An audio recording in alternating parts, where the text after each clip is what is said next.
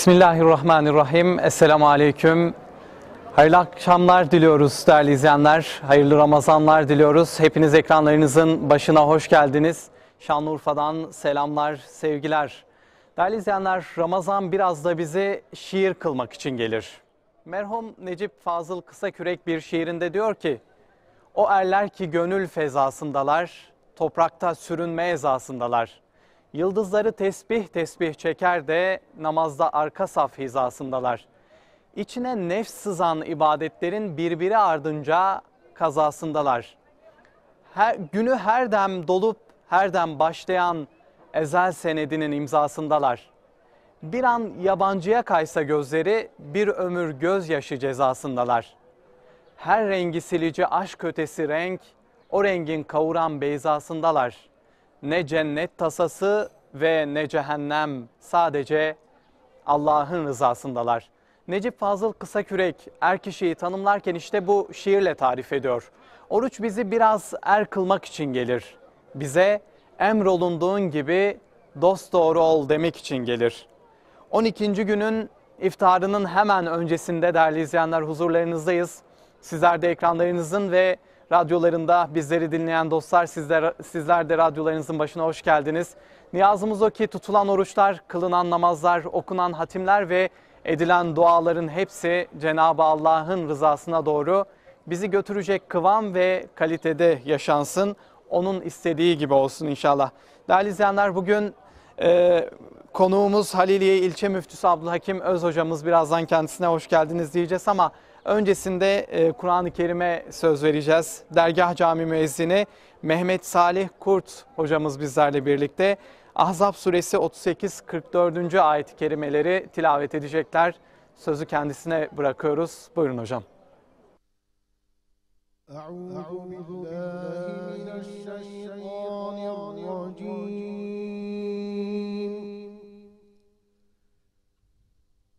Bismillahirrahmanirrahim.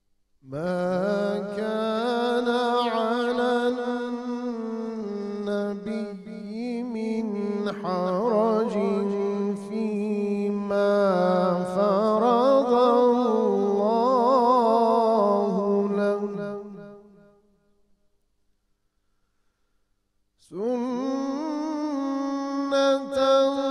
Sünnetallahi fillezîne halev min qabl ve kâne emrullâhi qaderen mekdûrâ. الذين يبلغون رسالات الله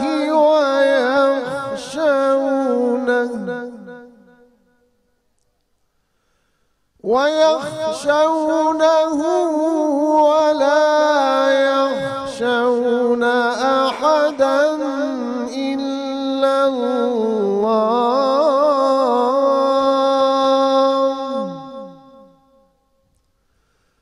وكفى بالله حسيبا.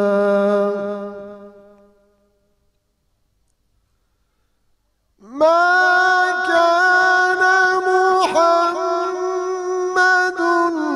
أبا أحد من رجالكم ولكن رسول الله وخاتم النبيين وكان الله بكل شيء عليما. يا أيها الذين آمنوا اذكروا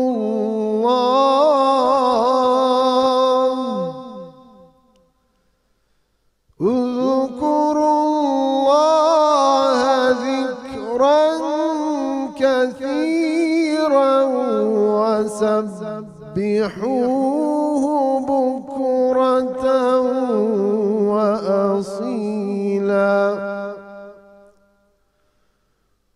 هو الذي يصلي عليكم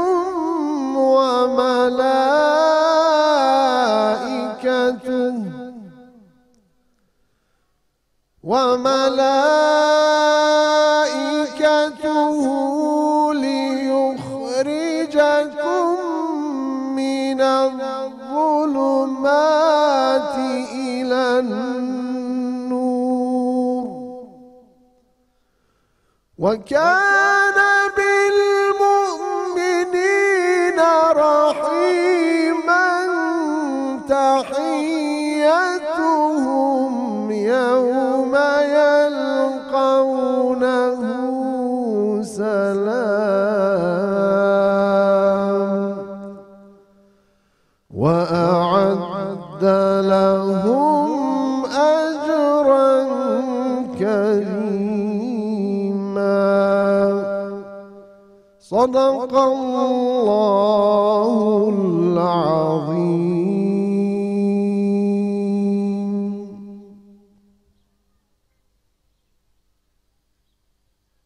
Peygamberler şehri, peygamberlerin tevhid mücadelesi verdiği bu güzel mekanlardan değerli izleyenler, tekrar selamlar, sevgiler. Bugün de azığımıza sevgi ve muhabbeti koyup tüm gönül coğrafyasını da yanımıza alarak Ramazan-ı Şerif'in güzelliklerini paylaşmak gibi bir derdimiz var. Konuğumuz Haliliye İlçe Müftüsü Abdülhakim Öz hocamız.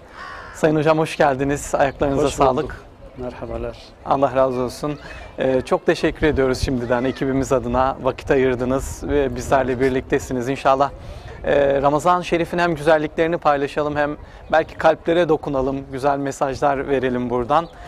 Çok çok sağ olun, çok teşekkürler. Bugün de önemli bir konuyu konuşacağız ama Ramazan gelince sizde neler değiştirir, neler görürsünüz böyle sokaklarda yürürken, ne fark eder hayatımızda? Biraz ondan başlayalım. Bir girizgah olsun. Evet, teşekkür ediyorum. Ben de sizlerin aracılığıyla bütün kardeşlerimin Ramazan ayını tekrar tebrik ediyorum. Allah Celle Celaluhu tuttuğumuz oruçlarımızı teravihiyle, imsak, iftar bunların her birisini bizim kurtuluşumuza vesile kılsın. İnşallah hocam. Doğrusu sokakları çok dolaşmıyoruz, biz dolaşamıyoruz. Biraz da bizim plan ve programlarımız Ramazan'da daha çok yoğun olunca günlük biz özellikle halkla camilerde buluşuyoruz. Şunu gördük, bunu birçok arkadaşımızın da ben gördüğüne eminim. Geçmiş yıllarda ilk 2-3 günde camiler dolardı. Daha sonra peyderpey mesela 5 saftan 2-3, 1 safa düşerdi. Bu Ramazan maşallah her gittiğimiz cami doludur. Hanım kardeşlerimizin geldiği kısım dolu, diğer taraflar dolu. Dolayısıyla Ramazan'ın belki geçmiş 2 yılın da biraz verdiği o acı, o burukluk, bunun acısını çıkarma bir anlamda Allah nasip etti. Evet. Her taraf elhamdülillah dolu. İnşallah Rabbimizin rızasına uygun Allah ibadet etmeyi bize nasip eylesin. İnşallah. Sokaklara da yansıyor tabii, sokaklara da yansır. Ramazan'ın bereketi bir şekilde insanların hayır, hasene duygularını genişletiyor.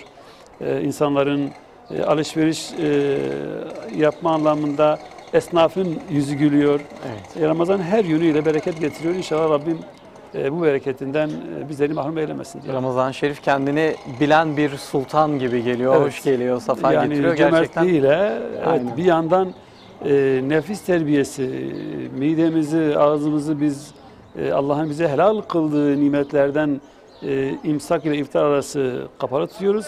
Diğer yandan da gönlümüzü açıyoruz. Evet, cömert inşallah. Bir şekilde. infak ediyoruz. Peki. Bugün güzel ahlakı konuşacağız inşallah. Bu hoş geldiniz faslı olsun.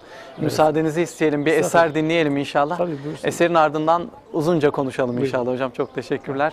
Değerli izleyenler, bugün Grup Ensar bizlerle birlikte ve şimdi sözü inşallah kendilerine bırakacağız. Hoş geldiniz diyelim onlara da.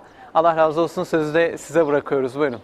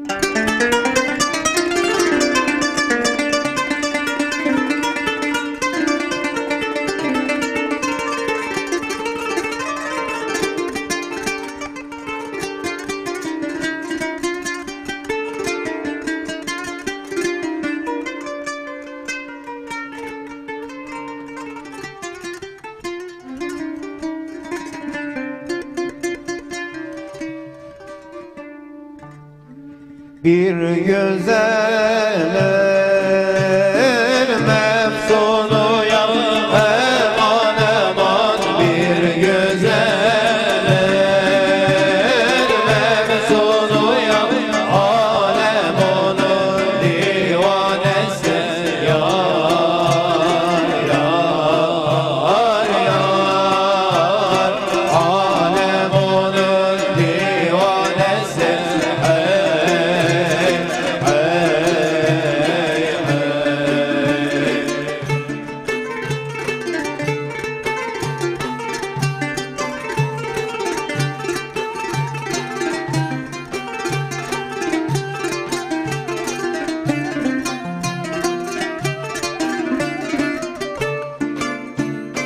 Bir Yusuf Mecnun'uyam eman eman, bir Yusuf Mecnun'uyam, her hüsnün olmuş aynesi yar yar yar, her hüsnün olmuş aynesi.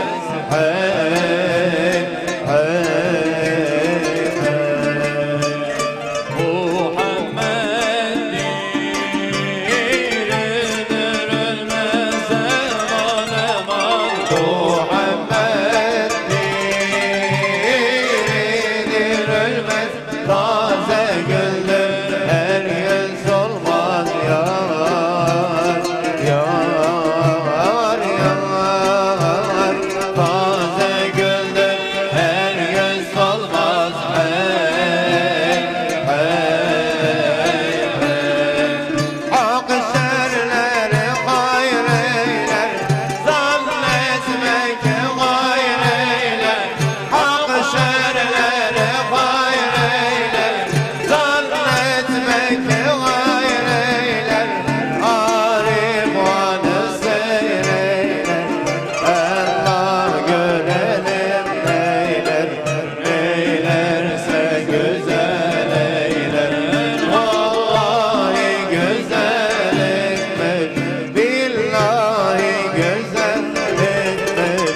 Neylerse ezel etmek, Allah görelim neyler. Neylerse güzel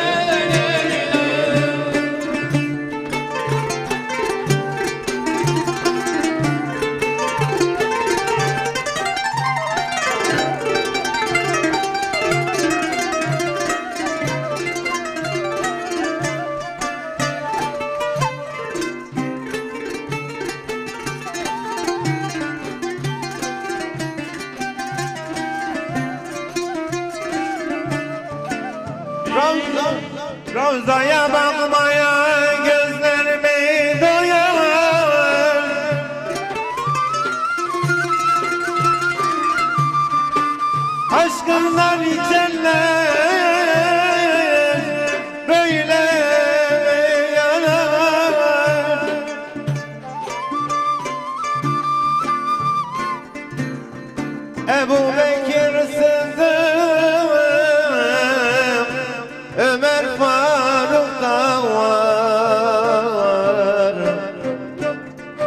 açın bu Revza'yı Habibimde var Ebu Bekir Sıddık Ömer Faruk'ta var Açın bu Revza'yı Habibimde var Sakın terk edip de kuy Mehbubi Hudadır bu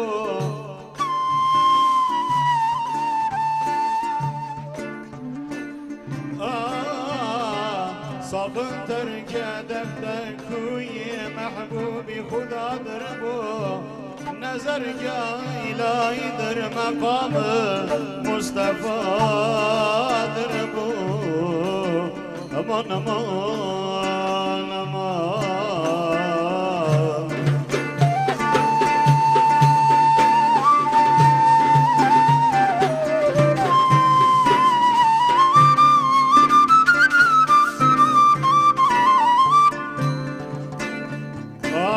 Habibi Kibriyanın habgadır fazilette Tefevvük kerde-i arş-ı cenabı Kibriyadır bu Aman aman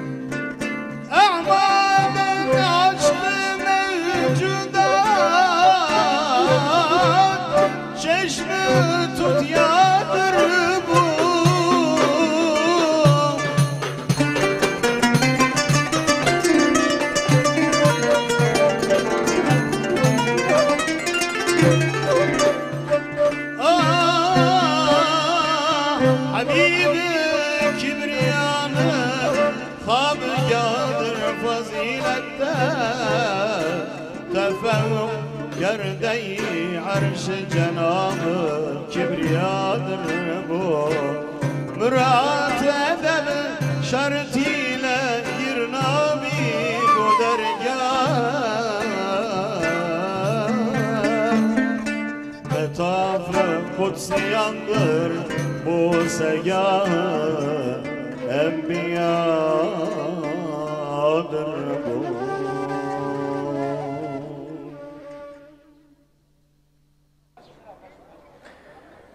Ramazan-ı Şerif'in 12. günü iftara doğru yol alırken değerli izleyenler huzurlarınızdayız. Konuğumuz Haliliye İlçe Müftüsü Sayın Abdülhakim Öz hocamız. İnşallah güzel ahlaktan bahsedeceğiz bugün. Değerli hocam araya gittik, evet. Giremedik konumuza. Şimdi şöyle başlamak istiyorum.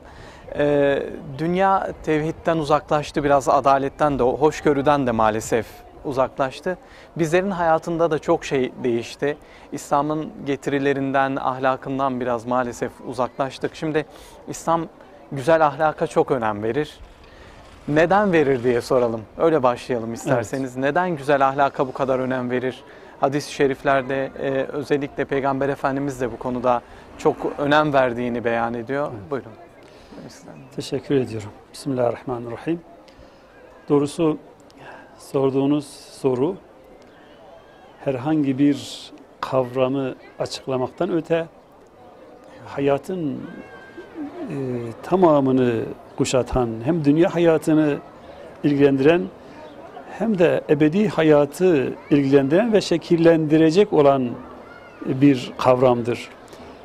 Bu tür sorular Allah Resulüne sorulduğunda Aleyhisselatü Vesselam şu cevabı verirmiş. لَقَدْ سَأَلْتَ عَنْ عَظِيمٍ وَلَاكِنَّهُ يَس۪يرٌ عَلَى مَنْ يَسَّرَهُ اللّٰهِ Çok ağır bir soru sordun. Çok zor. Ama Allah bu konuda çaba sarf edenlere kolaylaştırır buyurmuştur. Şimdi ahlak, İslam neden güzel ahlakı tavsiye eder? Çünkü ahlak hayatın tamamını ilgilendirir, şahsiyet oluşturur, kişilik meydana getirir.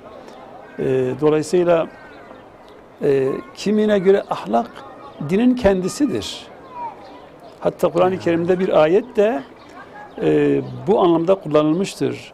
İn hâdâ illâ hulukul evvelîn demişler. Bu geçmiştekilerin inancıdır şeklinde. Yani ahlak bir dini şekillendirme noktasındaki bir kavramdır. Dolayısıyla biz buradan yola çıktığımızda ahlakın sıradan bir kavram olmadığını, ahlak sizin adil olmanızı, güzel ahlak, adil olmanızı ister. Güzel ahlak sizin fakire, yoksula, düşküne, yolda kalmışa yardım etmenizi emreder. Hatta İmam Bukhari'nin sahihindeki bir konu başlığı ki Babu Husnul Huluki diye geçer. Güzel ahlak konusu. Bu kitabın ilk hadisinde şöyle bir rivayetin bir parçası şöyle geçer. Ebu Zer biliyorsunuz ilk Müslüman olanlardan, Allah kendisinden razı olsun. Kardeşini gönderir Mekke'ye. Resul-i Ekrem'in peygamber olarak geldiğini, kendisinin peygamber olduğunu iddia ettiğini duymuş ama bizzat bir yakınından bunu ispatını, bunu bir teyit etmek ister. Der ki kardeşine, git şu Mekke'de biraz bir uzaktan bir kulak ver, olup bitenleri bir takip et, bana haberini getir der. Evet. İrkeb ila hadal vadi vesma ila kavlihi der. Git hele dinle bu adam ne diyor. Dönüyor, kardeş ona diyor ki ye'muru bi mekarimil ahlak. O asaleti, güzel ahlakı, şahsiyet oluşturmayı emreder insanlara. Bunu anlatıyor. Evet. Dolayısıyla Peygamberimizin geliş amacının da güzel ahlakı tamamlamak olduğunun haberini biliyoruz. Yani, şunu çok merak ediyorum. Ne demek güzel ahlakı tamamlamak hocam? Güzel. Güzel ahlak yani insanın yaratılışında var olan güzellikler vardır. Bunları insan çevresiyle, yetiştiği ortam, ailesiyle güzelleştirir, üstüne ekler ya da başka türlü kötülüğe yönelik adım atar. Evet. Bizde hasletler var, evet, ama ya onu iyi yönde geliştireceğiz, tabii, ya da kötü yönde geliştireceğiz. Yani bu bizim elimizde biraz. Zira daha. Allah Celle Celaluhu insanı bu yönde iradeli yarattığını ve hem iyiliği yapma yeteneğine insana sahip olduğunu hem de kötülük yapma becerisinin olduğunu Allah Celle Celaluhu bize bildirir. İşte Allah Resulü, peki Allah ama bunun yanında kulunun kötülük yapmasını istemez. Evet. Bunu istemediği için de tarih boyunca, insanlık tarihi boyunca gelen peygamberlerin ortak mesajı nedir? İnsanların yaratılış gayelerinin farkına varmaları, Rablerini hatırlamaları, yani onlar bir yaratanın olduğu bilincinin farkına varması. Bu neyle olur? Bu güzel ahlak ile olur. Güzel ahlakın yerleşmesiyle olur. Evet. Topluma yaygınlaşmasıyla olur. İşte bundan dolayı Allah Resulü'nün ilk mesajı, belki mesajının özeti, Kur'an'ın mesajı ve inneke le ala hulukin azim, ya bu ayettir. Ve Allah Resulü'nün adeta bütün peygamberler zincirinin son halkası, o evrensel mesajının bütün peygamberlerin kendi halklarına, kendi bölgelerine bölgesel olarak ilettikleri ilahi mesajın evrensel boyutunun sende toplandığı, bir araya geldiği, bundan dolayı o inneke le ala hulukin azim denmiştir. Hatta bazı tefsirlerde Resul-i Ekrem'e bu sözün söylenmesi onun mesajının evrensel olduğunun bir delilidir. Zira diğer peygamberler biliyoruz ki kendi toplumuna, kendi bölgesine belirli bir halka mesajı iletmekle belki mükellef olduklarını biliriz. Ama Allah Resulü'nün peygamberlerin sonuncu olması, ilahi mesajın evrensel olması, ondan sonra peygamberlik müessesesinin kesilmesi, Kur'an'ın ebedi bir ilahi kelam olması, inneke le'alâ hulukin azim ayetinin aslında bir gereğidir. Evet. İşte bundan dolayı İslam güzel ahlakı emreder. Çünkü güzel ahlak Rabbimizin yaratılış gayesini bize gösterir. Evet. Yani siz dünyaya adaleti getirmek gibi bir misyonunuz var. Dünyayı güzelleştirmek gibi bir misyonunuz var ve en önüne de ahlakı koymak zorundasınız. Tabii ki. Ahlak bu kadar önemli ki Peygamber Efendimiz sallallahu aleyhi ve sellem'den bugüne kadar da bugün de bunu yapmaya kalksak yine ahlakı koymamız gerekiyor.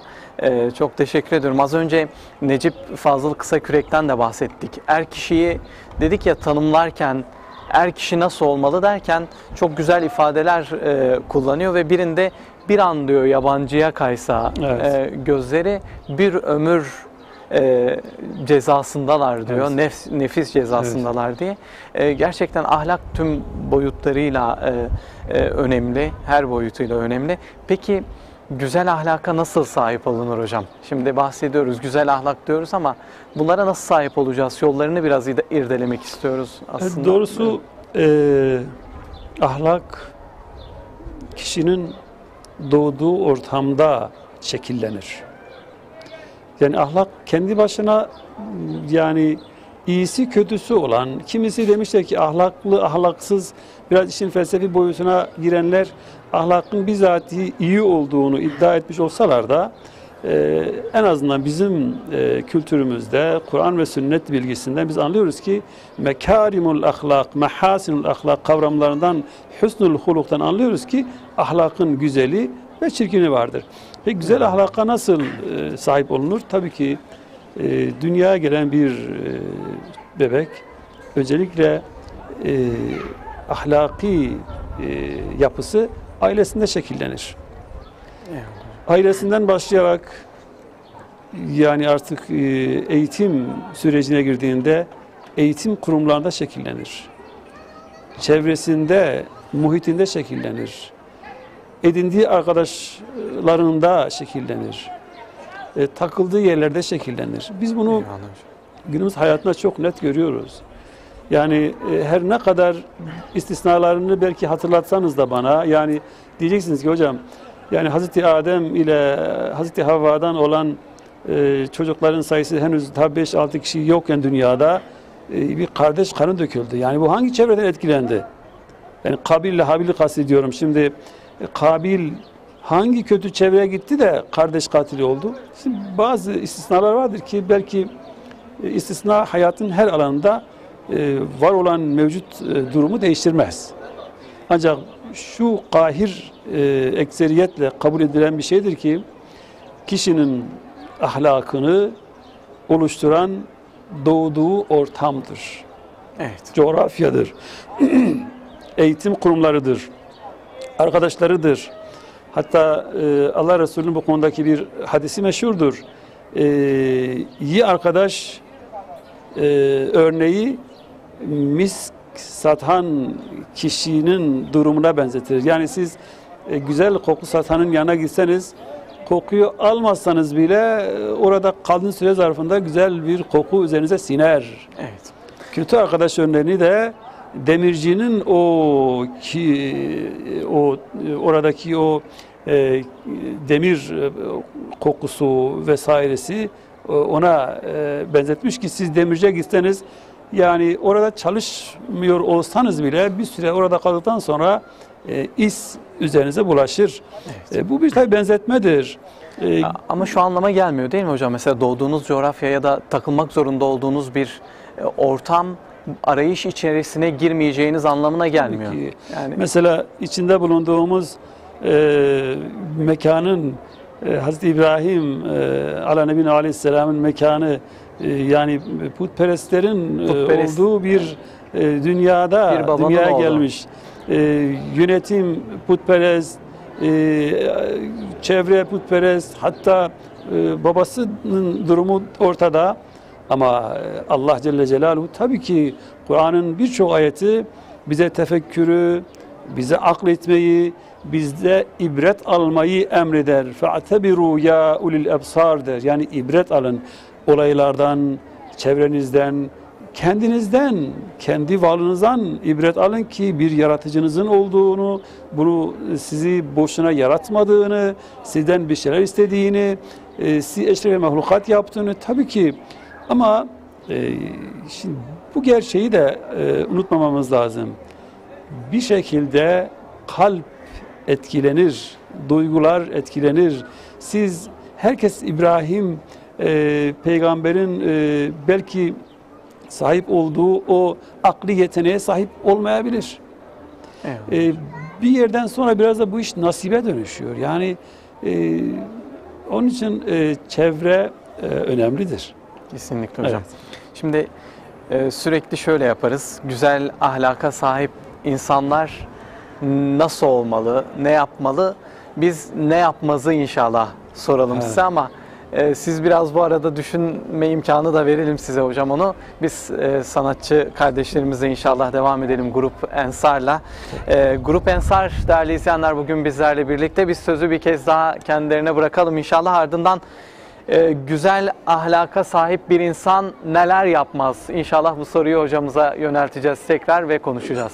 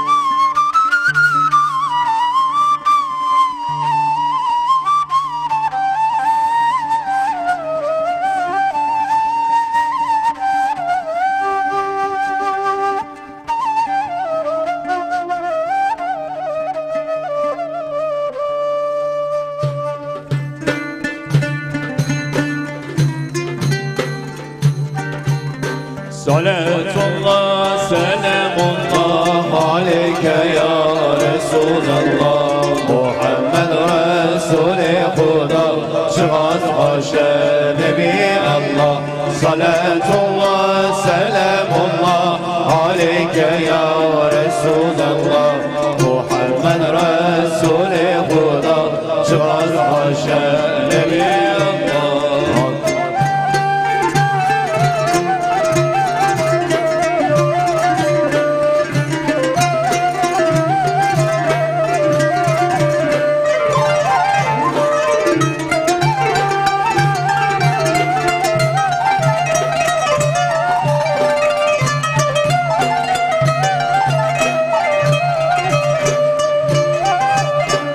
Dünyayı evsevi bu, nur ala nur tenini bu.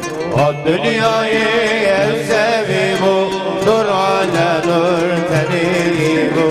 Ya Resul amine bu, Muhammed hatı dünyayı. Ya Resul amine bu, Muhammed hatı dünyayı. Salatullah, selamullah aleyke ya Resulallah. Muhammed Resul-i Huda, çıkaz haşa Nebi Allah. Salatullah, selamullah aleyke ya Resulallah. Muhammed Resul-i Huda, çıkaz haşa Nebi Allah. Kutsun Nabi Muhammed şebi ala mirara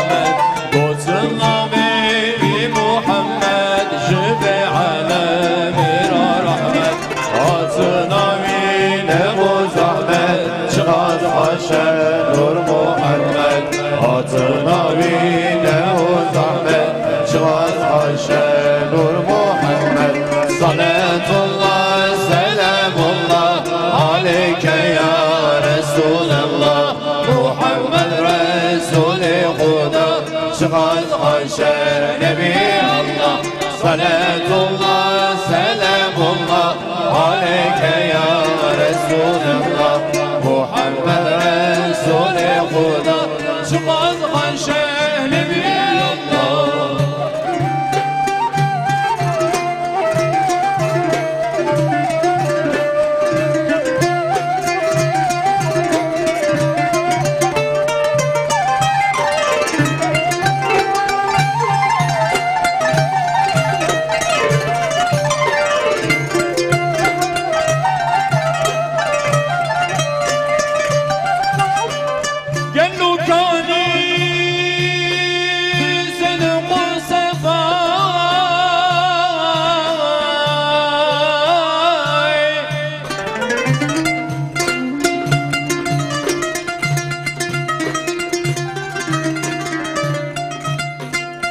بحر كريم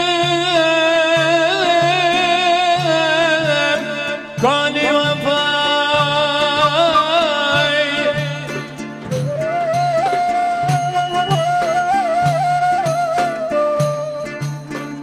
كان رسول بصفا نزل محمد مصطفى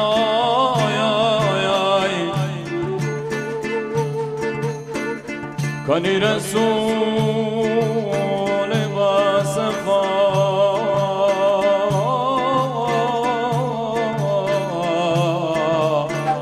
نزل محمد مصطفى Serdar Muhammed Mustafa. Düşünerek bulunca Rabbini, Allah'ın dostudur İbrahim Halil. Düşünerek bulunca Rabbini, Allah'ın dostudur İbrahim Halil. Balta ile bütün putları kırdı, Allah'ın dostudur İbrahim Halil. Şanlı Urfalıdır İbrahim Halil.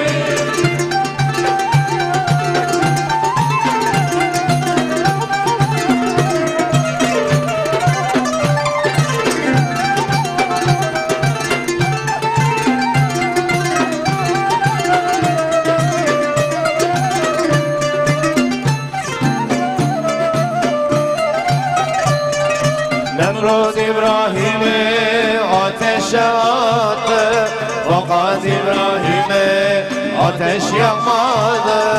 Nemrut İbrahim'i ateşe attı, fakat İbrahim'i ateş yakmadı. Odunlar balık oldu, ateş su oldu, Allah'ın dostudur İbrahim Halil. Şanlı Urfalıdır İbrahim Halil.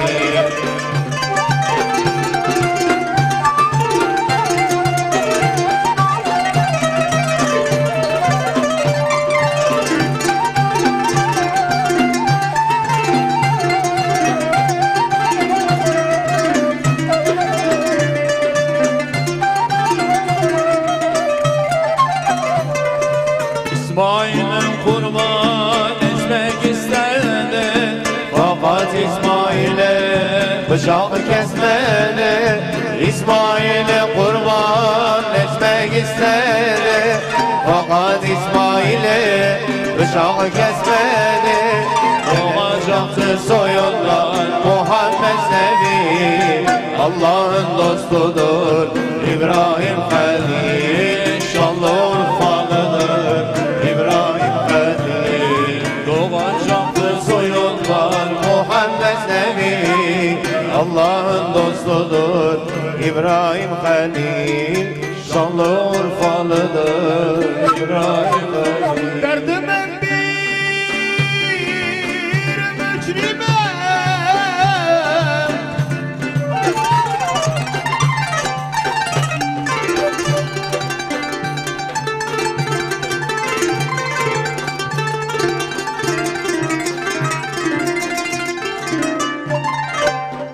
deva derdime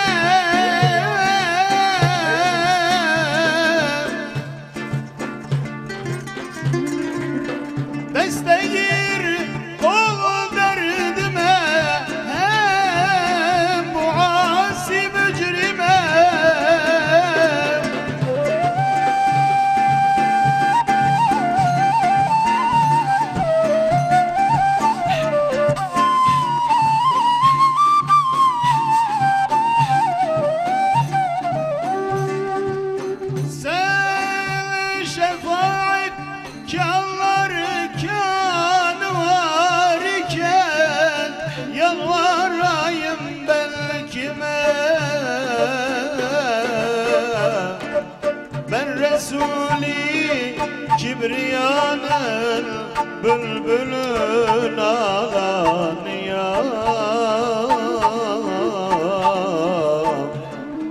Mücrimem gerçi cemali Muhammed Mustafa hayran ya.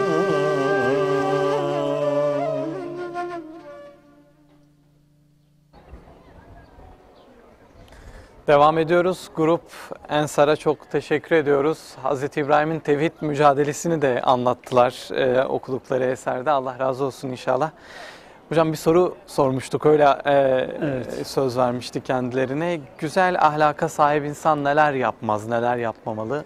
Şimdi aslında birbiriyle bağlantılı bizim sorularımız da. Şimdi güzel ahlakın gerekleri yerine getirenler aksini yapmaz. Nedir bunun aksi?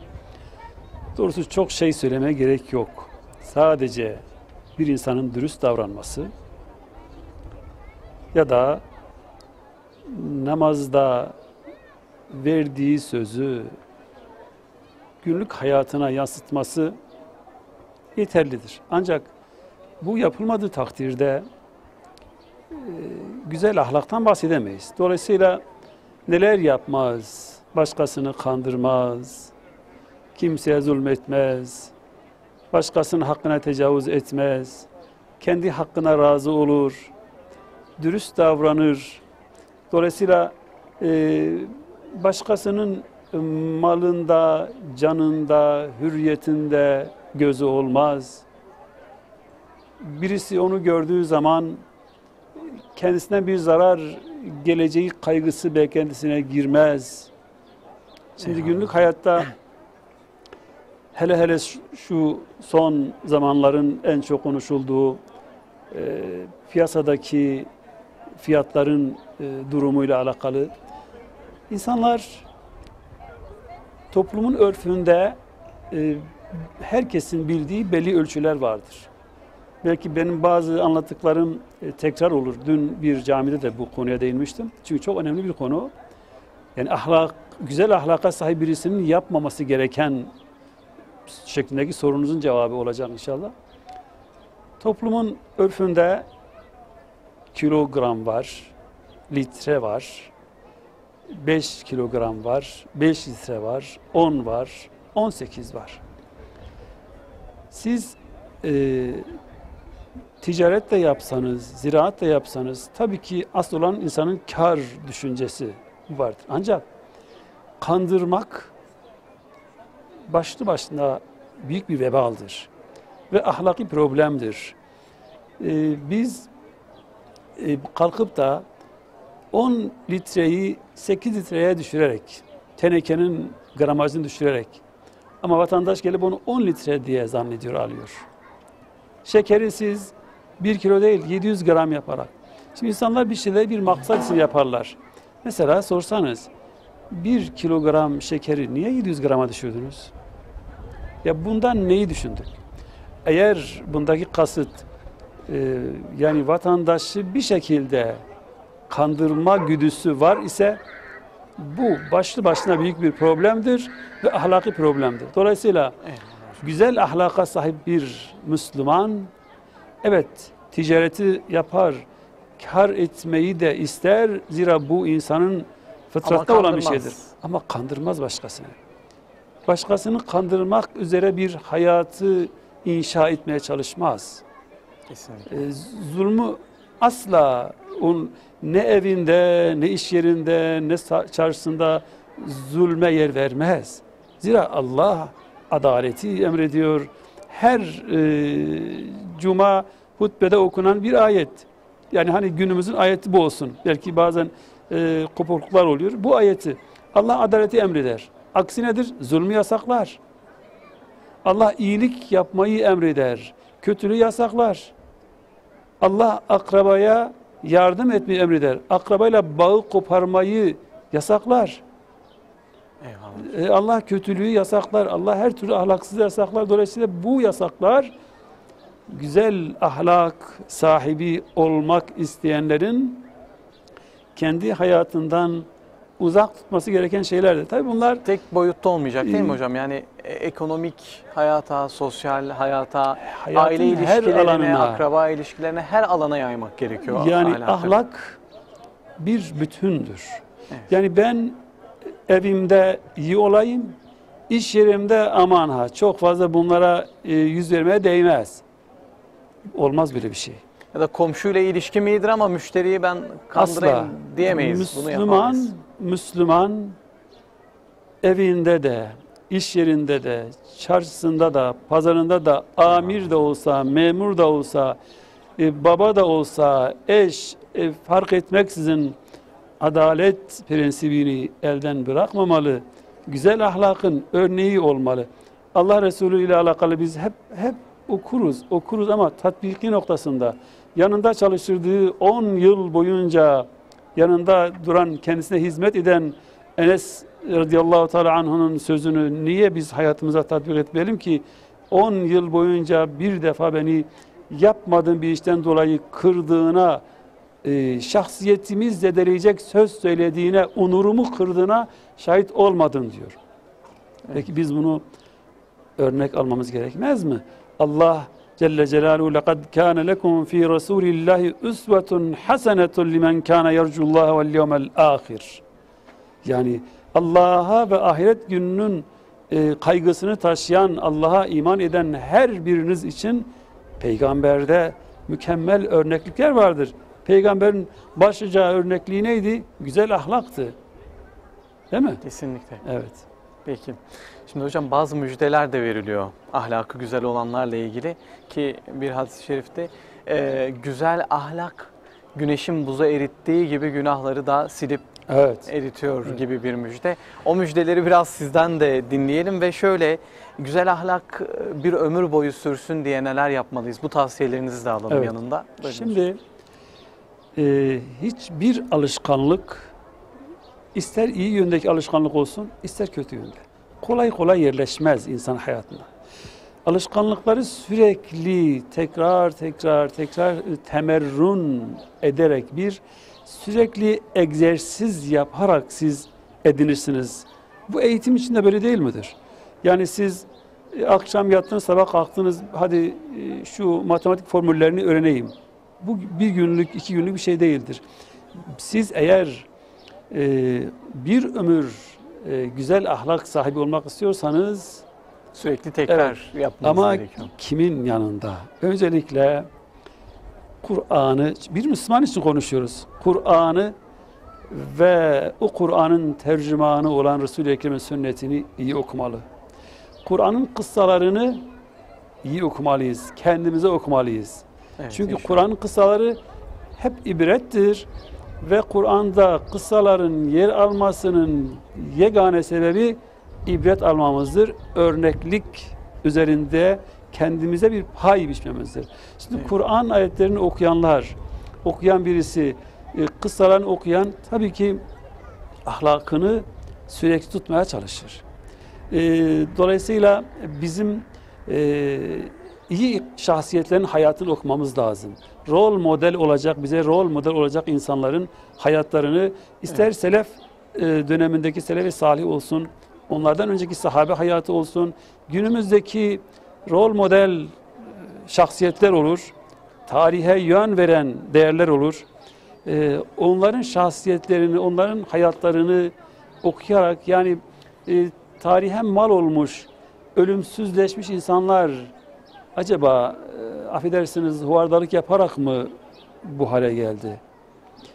Yoksa hayatları düzenli, prensipli, hayatın gayesinin farkına varmış, yeryüzünün en şerefli mahluku olduğunun farkına vararak hayatına ona göre yön vermiş midir? Buna bakmak lazım.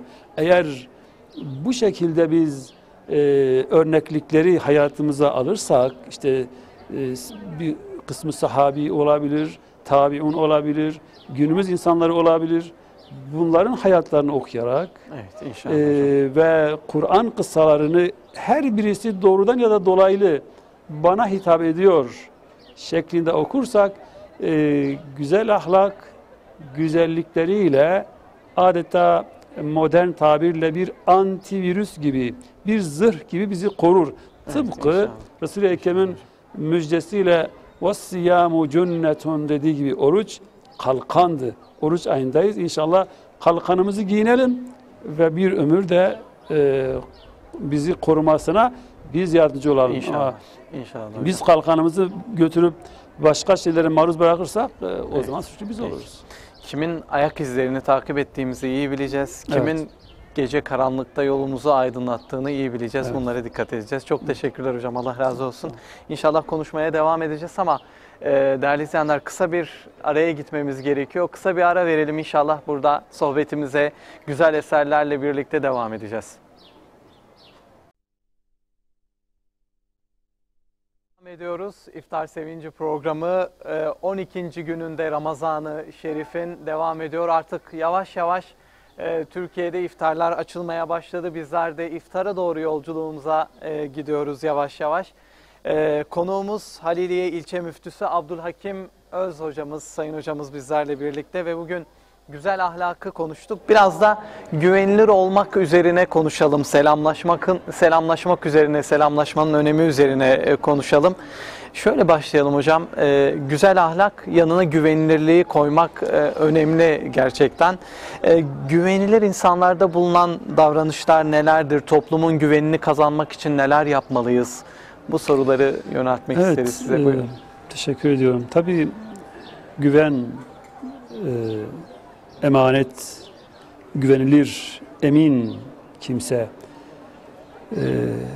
Allah Teala'nın, Rabbimizin bir sıfatı, Esma-i Hüsna'dan el-mu'min sıfatı güven verendir, güvenin kaynağıdır. Eyvallah hocam. Resul-i Ekrem Aleyhisselatü Vesselam'ın Muhammedül Emin vasfını hatırlayalım.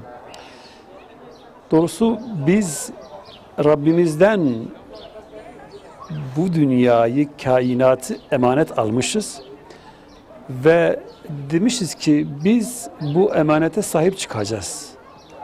Güven vermişiz. Başta emanete bu şekliyle bakar mümin. Sadece fiziki bir eşyanın, ödünç alınan bir malın iadesi değil. Tabii ki bu da önemli ama önce biz kainata karşı güvenilir miyiz? Yani biz bu kainatı Allah bize emanet etti. Biz Allah'ın kullarına ne kadar güven sağlıyoruz? Güven hayatın her alanında bir insanda olması gereken bir husustur. Emanet keza güvenle birlikte hayati bir husus ve hayati bir özellik arz eder. Zira insanlar güven üzerinde hayatlarını inşa etmek isterler.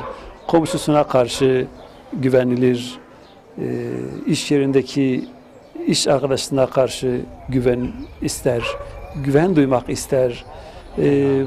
Mümin bu anlamda kendisine karşı kuşku duyulan değil.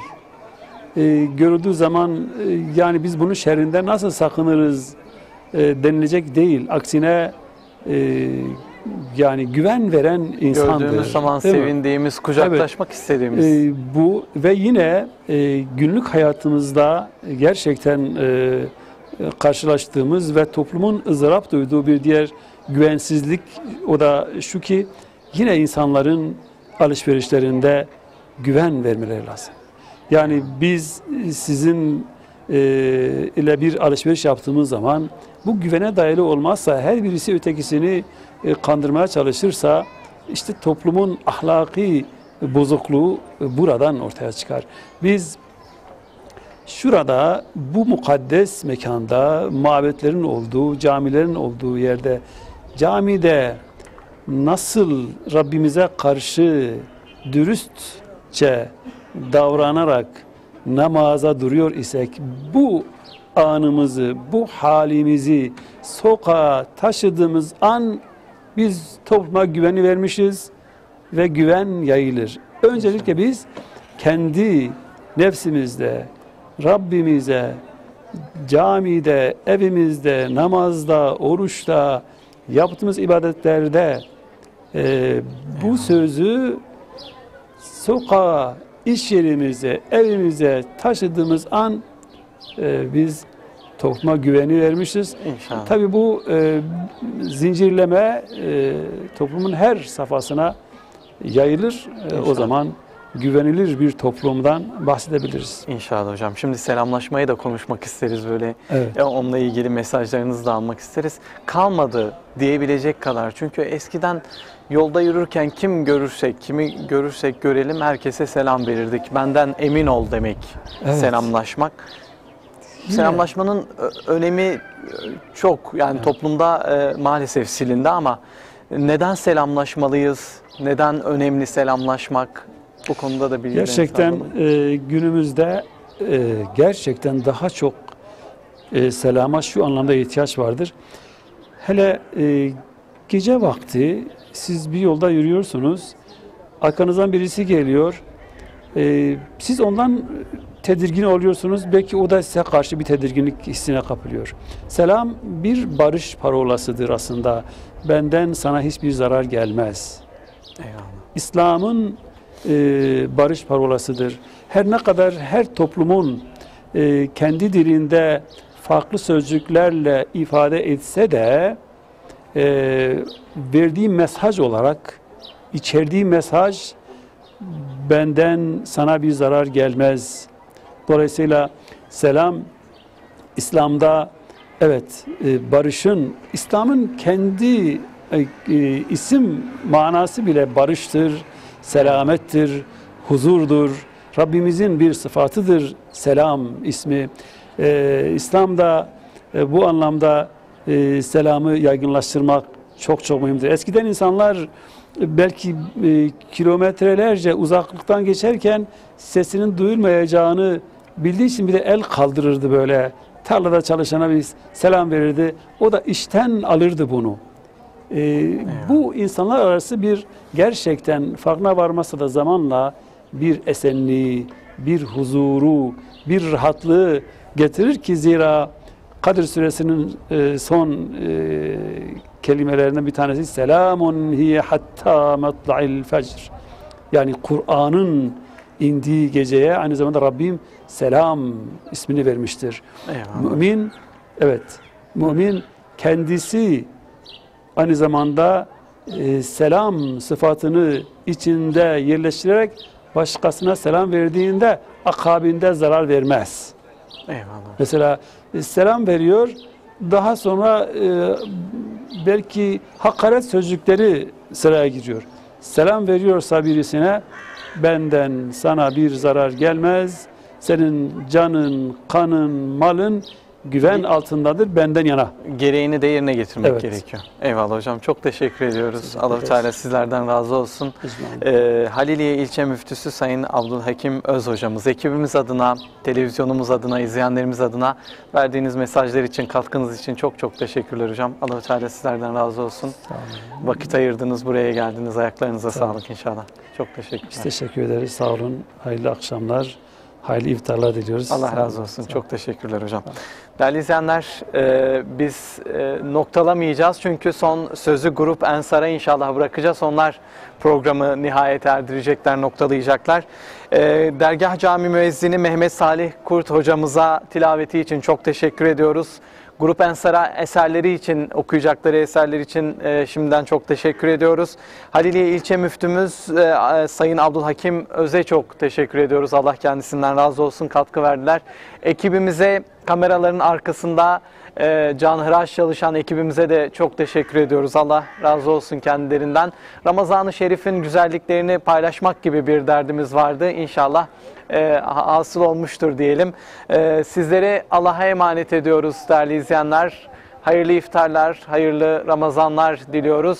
Ve niyazımız o ki edilen dualar, okunan Kur'an-ı Kerimler Allah-u Teala'nın katında makbul olsun. Allah-u Teala kabul buyursun. Hoşça kalın. Allah'a emanet olun.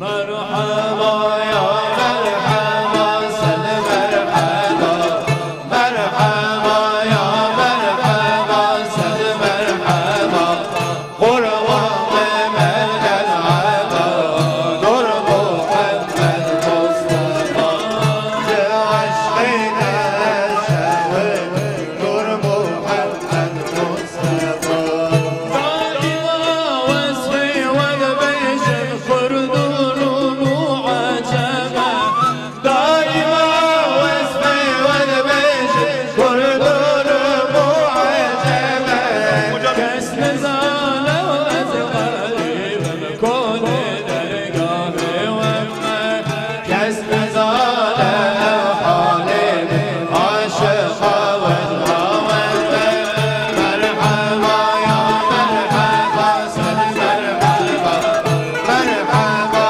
يا مرحبا سل مرحبا قربا من العبا درب محمد مصطفى عشقك شهد درب محمد مصطفى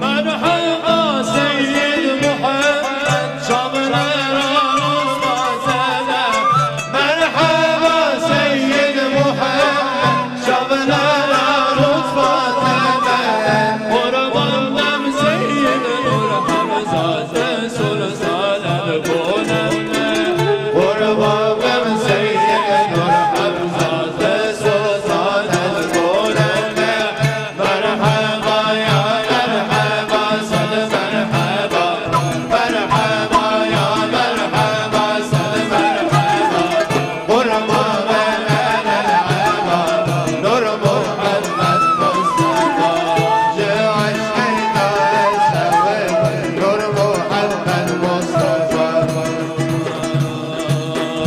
قيامت يقول معشر يرينا يسر بناتنا gelir Fatime Kıyamet gününe mahşer yerine Yeşil berat ile gelir Fatime Sağında Hatice solunda Havva Yeşil berat ile gelir Fatime Sağında Hatice solunda Havva Yeşil berat ile gelir Fatime